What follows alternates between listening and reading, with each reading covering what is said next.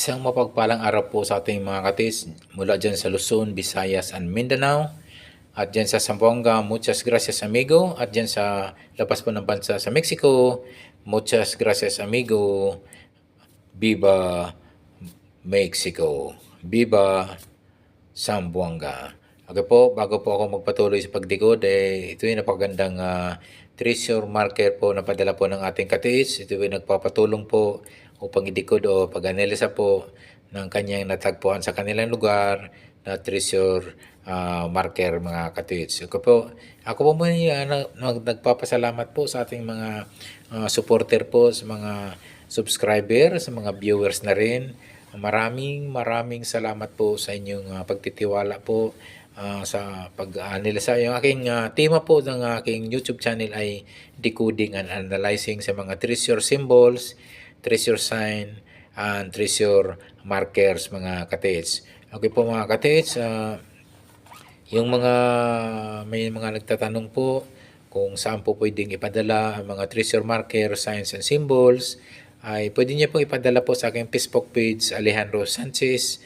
Naka-shade po ko doon, naka-sunglass po ko ang aking profile. At marami kasing Alejandro Sanchez na lumalabas po doon.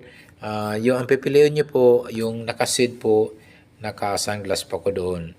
At bago nyo po i-send ay i-add friend muna ako mga katiits para po makapasok po yung inyong treasure marker sign pinadala nyo po sa akin for decoding and analyzing mga katiits. Okay po, ako po nagpasalamat na ako isa sa inyong pinili upang mag-decode ito pang mag-analisa po sa mga treasure symbols, treasure sign, and treasure markers katiits. So, arinawa po ay tayong pagpalain ng ating pong may kapal. Tayo po ay makahits na po mga katiits po natin mula dyan sa Luzon, Visayas, and Mindanao at dyan po sa labas po ng bansa katiits. Ako po mga katiits yung mga bago pa lang sa aking YouTube channel pala, please lang, favor lang, pwedeng subscribe. Don't forget to hit the notification bell button para updated po kayo sa mga video ko pang ipapalabas mga katiits. Okay po mga katiits, ito po ay atin ang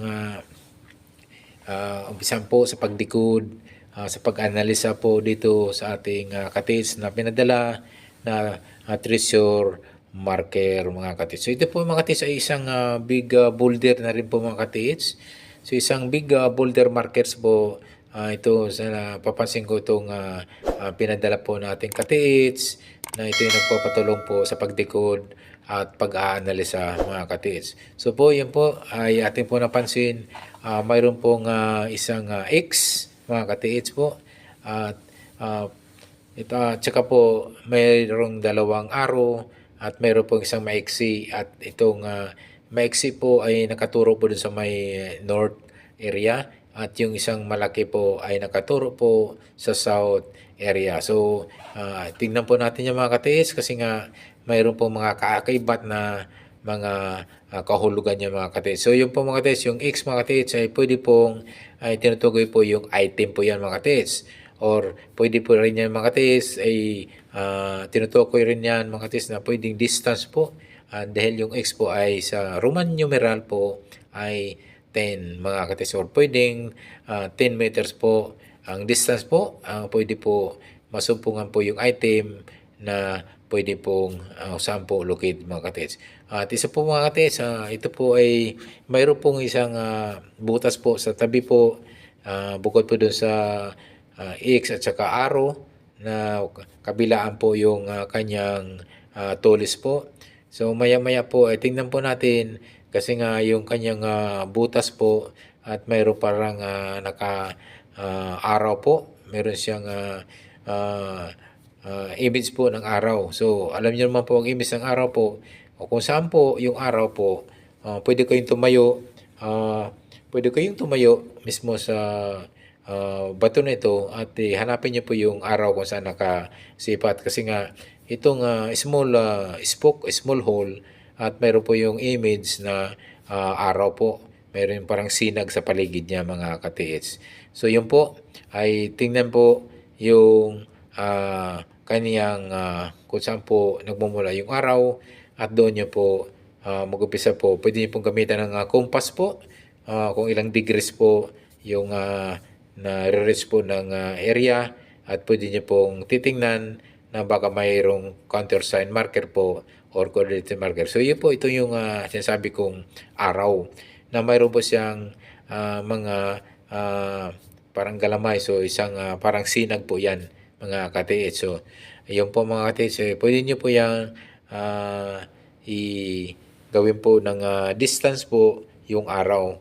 Papansin ko po dito ay mayroon siyang apat na araw, apat na guhit. Pwedeng for distance po din yan mga katiits. Or mga katiits, pagkatandaan nyo po, yung butas mga katiits, yung hole, yung spoke hole, pwede po niyan yung sukatin kasi mayroon minsan may malalim yan, may 1 inches, 2 inches, 3 inches.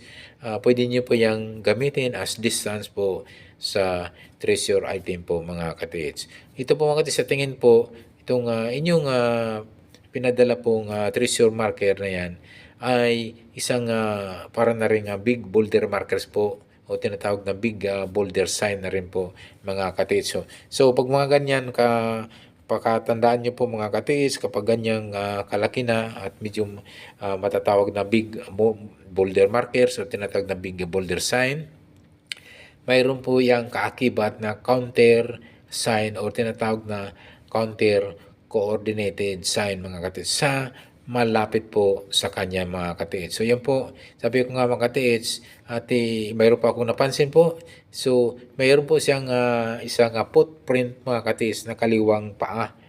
So ito alam niyo mga katiits, madalas po yung kaliwang paa mga katiits ay sa bandang kaliwa. So mga katiits, so, kasi nga mayroon akong natatandaan po na katiits po natin na nakakita po ng items, nakahits mo ang items. So, isang footprint mga katiits na kaliwa.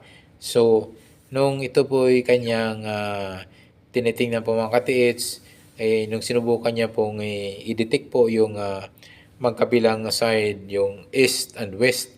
Kasi nga, itong footprint po ay nakalagay po sa bandang west area. So, pakaliwa po yung kanyang footprint sa stone marker nito mga katiits. So, i-check nyo po yung kaliwa. Kasi nung mayroon kasi nakakuha ng mga katiits, yung item po ay opposite po. Nasa bandang kanan po yung nakita pong items mga katiits through detecting ng metal detector or gold locator po. Ito mga katiits, pwede rin po mga katiits sa kaliwa. So, depende na rin po mga katiits yan. So, sabi ko nga, pwede nyo pong, huwag nyo kaligtaan po sa pag-detect yung bandang kaliwa na sa bandang east mga katiits o sa bandang west naman mga katiits. So, yan po, isa pong napakagandang treasure marker yung mga katiits at may mga apat na nakita kong may X sign po siya, may footprint, may hole at mayroong arrowhead mga katiits. So yun po, dahil nga ito may kalakihan katiits, posible po ito may mga counter sign o tinatawag na coordinated markers mga katiits sa mas malapit sa kanya mga katiits. Kung saan po ito, nakalagay po yung ating stone marker mga katiits. So yun po, yung X mga katiits ay isang nagtutukoy po isang item, positive item. At yung dalawang arrow na may maliit, may maiksi po, na itong maliit ay nakaturo po sa north, ay yung malaki mga katiits ay nakaturo sa south mga katiits. So yun po, i-detect nyo po yung paikot niyan, yung apat na kanto nito mga katiits. Kasi nga, kapag malaki po yung treasure marker mga katiits, ay mayroon niyang kaakibat na counter marker o coordinated markers. So, tingnan nyo po yung apat na paikot, apat na kanto, north, south, west, and east mga katiits. I-check nyo po sa distansya po ng 1 hanggang 5 meters po ang layo or hanggang 10 meters po ang layo. Kasi yung X nga, pwede nyo pong distance po yan dahil nga ang X po ay 10 equivalent po sa numeral numbers po yan mga katiits. So, yung apat na ikot mga katiits, i-check nyo po talaga na maayos yan. I-detect nyo ng kung meron kang metal detector or gold locator katiits. Yung east, west, north, and south katiits. Ayan po. Ito po, baka po mayroong mga counter sign po to dahil ito may pagkalakihan, medyo big boulder na rin po sa tingin ko nitong markers nito. Mayroon po itong mga counter sign o mayroon itong coordinated markers na hindi kalayuan po sa bato nito na treasure marker mga katiits. So yan po mga katiits, sa decoding po sa pag-analyze ay hindi 101% na ito'y lahat po ay ating natutukoy. Iba rin pa mga katiits kung mayroon kang treasure hunting equipment like metal detector or gold locator katiits. Ayan po mga katiits, sana po ay nasundan po ng ating katiits na nagpadala po na napakagandang markers nito sa atin. At maraming salamat pala sa pagtitiwala katiits sa akin sa pag-analisa, sa pagdekod. Sana po ay ating makita at na matris na po.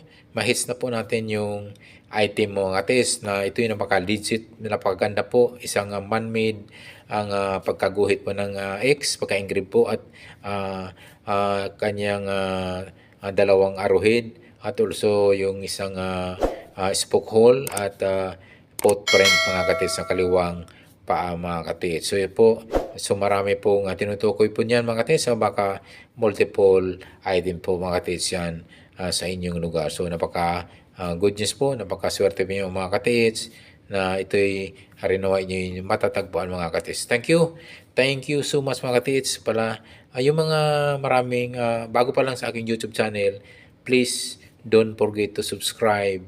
And also, don't forget to hit the notification bell button para updated po kayo sa aking mga video pinapalabas po dito. Okay po, maraming salamat po talaga sa inyo mga katiits. Sa walang sawang pagsubaybay sa aking mga bagong subscriber, mga bagong supporter, mga bagong followers, at mga bagong viewers. Thank you so much for watching. God bless us always.